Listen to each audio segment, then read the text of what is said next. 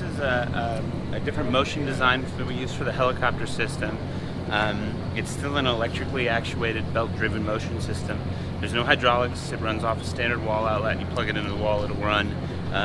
Basically, what you were kind of doing is if you imagine a ping pong ball in a cereal bowl, and you move the ping pong ball around in the bowl, that's kind of what we're doing here.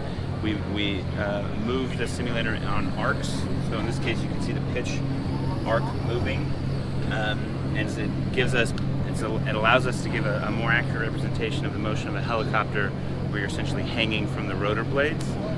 We do that same movement for roll, so you have a track for roll here that you're moving on, and then we also have a pivot plate underneath, and it yaws as though we're yawing around the rotor mast.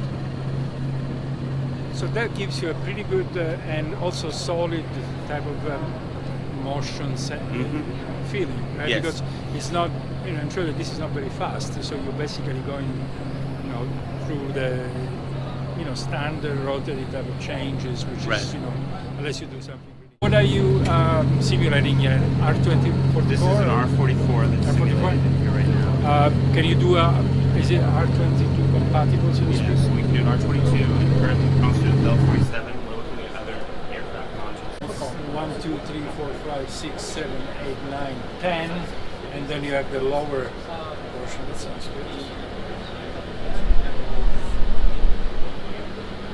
Anything else that is that we should know about it? All right. Thank you very much for your time.